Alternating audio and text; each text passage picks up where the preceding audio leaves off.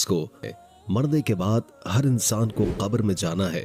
कब्र आखिरत के सफर की पहली मंजिल है। अगर कोई शख्स इस मंजिल में कामयाब हो गया तो आगे का सफर आसान हो जाएगा, लेकिन अगर कोई कब्र की मंजिल में नाकाम हुआ तो आगे का मामला इससे भी ज्यादा सख्त होगा। नाजरीन, आज की वीडियो में हम आपको बताएंगे कि जब इंसान फौत हो जाता है और उसे कब्र में दफन किया जाता है तो अल्लाह ताला की तरफ से दो फरिश्ते कब्र में आते हैं जिन्हें मुनकिर नकीर कहा जाता है। ये फरिश्ते कौन है? ये इंसान से कब्र में दाखिल होने के बाद कौन से सवालात करते हैं, उनकी शक्ल सूरत कैसी होती है, ये किस किस्म के सवालात पूछते हैं, अहादीस मुबारका में इनके बारे में किन अल्फाज में जिक्र आया है, ये सवालात इंसान की रूह से किए जाएंगे या जिस्म से, क्या कब्र में रूह दोबारा जिस्म में लौटाई जाती है। इसके अलावा हम आपको कब्र के अजाब और सख्तियों के बारे में भी बताएंगे। वीडियो शुरू करने से पहले आपसे गुजारिश है कि वीडियो को आखिर तक जरूर देखें और अगर आप हमारे चैनल पर नए हैं तो सब्सक्राइब जरूर कीजिए। नाजरीन, जब मैयत को कब्र में दफन किया जाता है और लोग वापस लौटते हैं तो मैयत उनके कदमों की आहट सुनती है, फिर उसकी रूह वापस लौटाई जाती है और उसे बरज़खी जिंदगी दे दी जाती है। इसके बाद मुनकिर नकीर नामी दो फरिश्ते आते हैं, उसे बिठाते हैं और सवाल करते हैं, तुम्हारा रब कौन है, तुम्हारा दीन क्या है, तुम्हारा नबी कौन है। अगर मरने वाला मुसलमान हो तो वो इन सवालात का आसानी से जवाब दे देता है, और अगर खुदा न ख्वास्ता काफिर हो तो वो इन सवालात का जवाब नहीं दे पाता। जब किसी इंसान का इंतकाल होता है और उसे कब्र में दफन किया जाता है तो उसके बाद जो वाकयात पेश आते हैं उनमें सबसे अहम मरहला मुनकिर नकीर के सवालात का होता है। हजरत उमर रजी अल्लाह ताला अन्हो रिवायत करते हैं कि रसूल करीम सल्लल्लाहु अलैहि वसल्लम ने फरमाया, ए उमर, तुम्हारा क्या हाल होगा जब तुम 4 हाथ लंबी और 2 हाथ चौड़ी कब्र में होगे और तुम मुनकिर नकीर को देखोगे। हजरत उमर रजी अल्लाह ताला अन्हो ने अर्ज किया, या रसूल अल्लाह सल्लल्लाहु अलैहि वसल्लम, ये मुनकिर नकीर कौन है?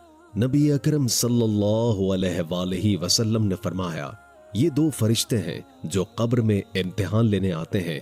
उनकी शक्ल इंतहाई खौफनाक होती है। उनके दांत कब्र को खोदने की ताकत रखते हैं। उनके बाल लंबे और चेहरे खौफजदा करने वाले होते हैं। उनकी आवाज गरज की तरह और आंखें बिजली की तरह चमकती हैं।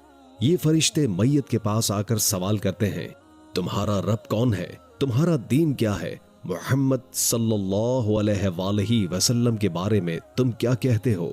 अगर मरने वाला ईमानदार हो तो जवाब देता है, मेरा रब अल्लाह है, मेरा दीन इस्लाम है और मोहम्मद सल्लल्लाहु अलैहि वसल्लम अल्लाह के रसूल हैं। ये जवाब सुनकर फरिश्ते कहते हैं, हमें मालूम था कि तुम यही जवाब दोगे। फिर उसकी कब्र को कुशादा कर दिया जाता है, रोशनी से भर दिया जाता है और उसे कहा जाता है कि आराम से सो जाओ। लेकिन अगर मरने वाला मुनाफिक या काफिर हो तो वो जवाब में कहता है, मुझे कुछ मालूम नहीं। उस पर फरिश्ते गजबनाक हो जाते हैं और जमीन को हुक्म दिया जाता है कि उसे इतना तंग कर दे कि उसकी पसलियां एक दूसरे में घुस जाएं। ये अजाब कयामत तक उस पर जारी रहता है। हजरत बरा बिन आजिब रजी अल्लाह ताला अन्हो रिवायत करते हैं कि एक मर्तबा रसूल अकरम सल्लल्लाहु अलैहि वसल्लम एक अंसारी के जनाजे के साथ कब्र पर पहुंचे। आप सल्लल्लाहु अलैहि वसल्लम कब्र के किनारे पर बैठ गए और सहाबा कराम भी आपके इर्द गिर्द खामोशी से बैठ गए। आप सल्लल्लाहु अलैहि वसल्लम के हाथ में एक लकड़ी थी जिससे आप जमीन कुरेद रहे थे। फिर आप सल्लल्लाहु अलैहि वसल्लम ने सहाबा को कब्र के सवालात और मुनकिर नकीर के बारे में तफसील से आगाह फरमाया और नसीहत की कि कब्र की तैयारी करें क्योंकि ये आखिरत की पहली मंजिल है। नबी अकरम सल्लल्लाहु अलैहि वसल्लम ने फरमाया, जब मैयत को कब्र में दफन किया जाता है तो उसके पास 2 फरिश्ते आते हैं, उसे बिठाते हैं और सवाल करते हैं, तुम्हारा रब कौन है, तुम्हारा दीन क्या है, वो शख्सियत कौन है जो तुम्हारे दरमियान भेजी गई थी। अगर मरने वाला मोमिन होता है तो वह जवाब देता है, मेरा रब अल्लाह है, मेरा दीन इस्लाम है اور وہ شخصیت محمد صلی اللہ علیہ وآلہ وسلم ہے۔ یہ جواب سن کر فرشتے کہتے ہیں تم نے سچ کہا۔ پھر اللہ تعالیٰ کی طرف سے حکم آتا ہے میرے بندے کے لیے جنت کا بستر بچھا دو، جنت کا دروازہ کھول دو اور اسے جنت کے لباس پہنا دو۔ اس کے بعد جنت کی خوشبو اور ہوا اس کے پاس آتی ہے اور اس کی قبر حد نگاہ تک وسیع کر دی جاتی ہے۔ لیکن اگر مردے والا کافر یا منافق ہو تو وہ سوالات کے جواب میں کہتا ہے افسوس میں نہیں جانتا۔ کرتا کیا رہتا ہے فون میں ہمیشہ؟ ہاؤزیٹ پر مست۔ اس کے لیے جہنم کا بستر بچھا دو، جہنم کا دروازہ کھول دو۔ اس کے بعد جہنم کی گرمی اور گرم ہوا اس کے پاس پہنچتی ہے اور اس کی قبر اتنی تنگ کر دی جاتی ہے کہ اس کی پسلیاں ایک دوسرے میں گھس جاتی ہیں۔ نبی اکرم صلی اللہ علیہ وآلہ وسلم نے صحابہ کرام کو نصیحت فرمائی کہ وہ عذاب قبر سے پناہ مانگے کیونکہ یہ ایک سخت حقیقت ہے۔ حدیث میں مزید فرمایا گیا کہ کافر کے لیے اس کی قبر کو ایک تنگ گڑھا بنا دیا جاتا ہے اور وہ قیامت تک اسی عذاب میں مبتلا رہتا ہے۔ یہ واقعہ ہمیں اپنی زندگی کی تیاری کرنے اور اللہ کے حضور اعمال صالحہ کے ساتھ حاضر ہونے کی اہمیت یاد دلاتا ہے، کیونکہ قبر آخرت کی پہلی منزل ہے۔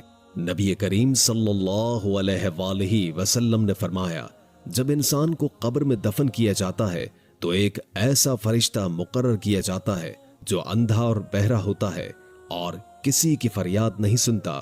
اس کے ہاتھ میں لوہے کا ایک ایسا گزر ہوتا ہے کہ اگر پہاڑ پر مارا جائے تو وہ ریزہ ریزہ ہو جائے۔ یہ فرشتہ مردے پر وار کرتا ہے اور اس کی ضرب کی آواز مشرق سے مغرب تک ہر چیز سنتی ہے سوائے انسانوں اور جنات کے۔ اس کے بعد مردہ مٹی میں تبدیل ہو جاتا ہے اور پھر اس میں دوبارہ روح ڈال دی جاتی ہے۔ حضرت ابو ہریرہ رضی اللہ تعالی عنہ سے روایت ہے کہ ہم نبی کریم صلی اللہ علیہ وآلہ وسلم کے ساتھ ایک جنازے میں شریک تھے۔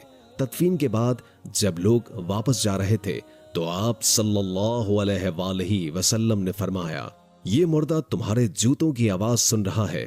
اس کے پاس منکر اور نکیر آتے ہیں، ان کی آنکھیں تانبے کے بڑے برتن کے برابر اور دانت گائے کے سینگ کی طرح ہوتے ہیں، ان کی آواز بجلی کی گرج جیسی ہوتی ہے۔ یہ فرشتے مردے کو بٹھاتے ہیں اور سوال کرتے ہیں تمہارا رب کون ہے، تمہارا دین کیا ہے، وہ شخص کون ہے جو تمہارے درمیان نبی بنا کر بھیجا گیا تھا؟ اگر مردہ مومن ہو تو وہ کہتا ہے میرا رب اللہ ہے، میرا دین اسلام ہے، محمد صلی اللہ علیہ وآلہ وسلم اللہ کے رسول ہیں۔